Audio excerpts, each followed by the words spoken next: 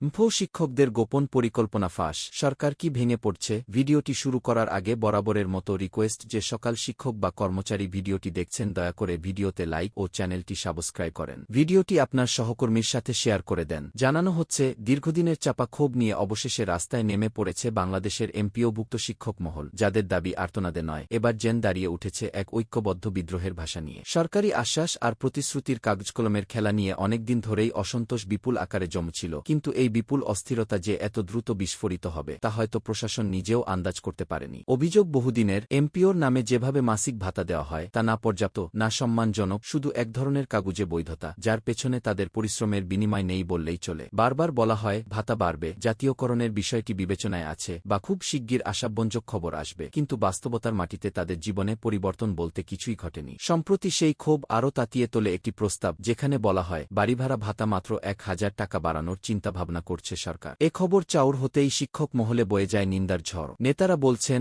১,০০০ টাকা কোনো সমাধান নয়, বরং এটা তাদের মর্যাদার প্রতি নির্মম উপহাস। তারা সরাসরি দাবি করে কমপক্ষে ২.০% ভাতা না বাড়ালে আন্দোলন কর্মসূচি ছাড়া আর কোনো বিকল্প থাকবে না। গোপন সূত্রে জানা যায়, এরই ভেতরে ৬-৪ জেলার বিভিন্ন বেসরকারি শিক্ষা প্রতিষ্ঠানের শিক্ষকরা নিজেদের মধ্যে গড়ে তুলেছেন নিখুঁত সমন্বয় ব্যবস্থা। কোথায় কতজন যাবেন, কখন রাজধানীতে প্রবেশ করবেন, কে কোথায় অবস্থান করবেন, সব পরিকল্পনা আগেই নির্ধারিত। ঢাকার বিভিন্ন মেস, আত্মীয় স্বজনের বাসা ও সস্তা আবাসিক হোটেলে তারা ছড়িয়ে ছিটিয়ে থাকতে শুরু করেছেন, যেন প্রশাসনের নজরের বাইরে থেকে সঠিক সময়ে একযোগে আঘাত হানা যায়। ৩০০ স্বেচ্ছাসেবকের বিশেষ টিম তৈরি হয়েছে শুধুমাত্র ভিড় নিয়ন্ত্রণ, শৃঙ্খলা রক্ষা এবং দ্রুত বার্তা পাঠানো নিশ্চিত করার জন্য। তাদের কাজ হবে সংঘবদ্ধ জনতার মধ্য থেকে প্রয়োজনে দ্রুত দল ছড়িয়ে দেওয়া কিংবা হঠাৎ জড়ো করে অবরোধ সৃষ্টি করা। নেতারা বিভিন্ন বিভাগে ৮ জন করে সমন্বয়কারী নিয়োগ করেছেন, আর সেই বিভাগীয় নেতাদের অধীনে জেলা ও উপজেলা পর্যায়ে তৈরি হয়েছে একাধিক সমন্বয় নেটওয়ার্ক, যাতে নিমেষেই ঢাকামুখী বাস রিজার্ভ করে ফেলা যায়। ১-৪ সেপ্টেম্বর থেকে শুরু হতে যাচ্ছে তাদের প্রথম ধাপের কর্মসূচি,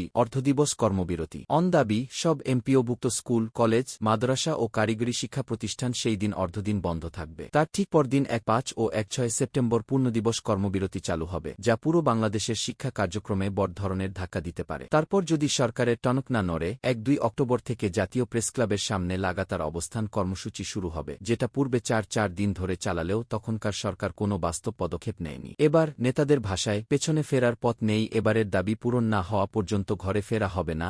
সময়ের সঙ্গে সঙ্গে প্রশাসনের ভেতর থেকেই খবর ছড়াচ্ছে, শিক্ষা মন্ত্রণালয় বিষয়টিকে যতটা হালকা ভাবে দেখছিল, এখন তা আর সম্ভব হচ্ছে না। উপদেষ্টা চৌধুরী ওয়াফিকুল আবওয়ার মন্ত্রণালয়কে দ্রুত প্রস্তাব পাঠাতে বলেছেন, কারণ আন্দোলনের উত্তাপ আরেকটু বাড়লে পরিস্থিতি নিয়ন্ত্রণের বাইরে যেতে পারে। অর্থ মন্ত্রণালয়ের সঙ্গে আলোচনা ছাড়া এই সমস্যার সমাধান নেই, কিন্তু প্রশ্ন উঠছে, আদৌ কি অর্থ মন্ত্রণালয় অতিরিক্ত আর্থিক চাপ নিতে রাজি? ফাঁস হওয়া তথ্য বলছে, সরকার আসলে সময় কিনছে। কিছুদিন শান্ত করে পরিস্থিতি ঠান্ডা করতে পারলে হয়তো আন্দোলনকে ভেঙে দেওয়া সহজ হবে। কিন্তু শিক্ষকদের যে প্রস্তুতি এবার অনেক বেশি পোক্ত, এবং মাধ্যমিক শিক্ষা ব্যবস্থা প্রায় হাসফাস অবস্থা নিশ্চিত করবে, তা বোঝা যাচ্ছে তাদের শান্ত কিন্তু রুদ্ধশ্বাস সংগঠন শক্তি দেখে। এই আন্দোলনের আসল কেন্দ্রে তবে কি কেবল বাড়ি ভাড়া ও চিকিৎসা ভাতা, নাকি রয়েছে তার চেয়েও বড় কোনো উদ্দেশ্য?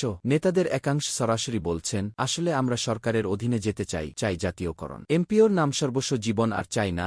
সরকার যদি এই দাবিতে রাজি হয়, তবে লাখ লাখ শিক্ষক সরাসরি সরকারি শিক্ষক হিসেবে অন্তর্ভুক্ত হবেন, যা বাজেট, আদেশ, নিয়ন্ত্রণ সবকিছুকে আমূল পরিবর্তন করে দেবে। এই ভয়টি কি সরকারকে বারবার পিছিয়ে আসতে বাধ্য করছে, নাকি সরকার অপেক্ষা করছে সুযোগমতো আন্দোলন চাপে ফাটল ধরিয়ে নেতৃত্বে দ্বন্দ্ব লাগানোর? বিশেষজ্ঞরা সতর্ক করছেন, যদি ১-২ অক্টোবরের অবস্থান কর্মসূচি শুরু হয় এবং রাজধানীর প্রেসক্লাব এলাকাকে কেন্দ্র করে রাস্তায় হাজার হাজার শিক্ষক অবস্থান নেন, তবে শুধু শিক্ষা ব্যবস্থাই নয়, পুরো রাজধানীর চলাচলেও স্থবিরতা তৈরি হতে পারে। তখন ছাত্র, অভিভাবক থেকে শুরু করে সাধারণ মানুষের ক্ষোভের মুখে সরকার আরও বেশি চাপে পড়বে। এটি এমন এক পরিস্থিতি যেখানে সময়ের সঙ্গে সঙ্গে উত্তেজনা কেবল বাড়বে, কমবে না। ফলে এখন প্রশ্ন, সরকার কি আগেভাগেই আপস করে পরিস্থিতি সামলে নেবে, নাকি অপেক্ষা করবে বর্ষর বিস্ফোরণের জন্য? শিক্ষকরা ইতিমধ্যে সামাজিক যোগাযোগ মাধ্যমে প্রচারণা শুরু করেছেন, যেখানে তারা বলছেন, এই লড়াই বেতন ভাতার নয়, সম্মানের। কি একদিকে সুপরিকল্পিত সংগঠন, অন্যদিকে বছরের পর বছর জমে থাকা ক্ষোভ এবং মধ্যবিত্ত জীবনের টানাপোড়েন। সব মিলিয়ে এটা আর সাধারণ কোনো দাবি দেওয়া নয়, এটি হয়ে উঠেছে সরকারের নীতি ও প্রতিশ্রুতির বিশ্বাসযোগ্যতার বিরুদ্ধে এক প্রকার নীরব রণডঙ্কা। জ্বলে ওঠা আগুনটাকে এখন আর ঢেকে রাখা যাচ্ছে না। ফলে উত্তেজিত জনতা,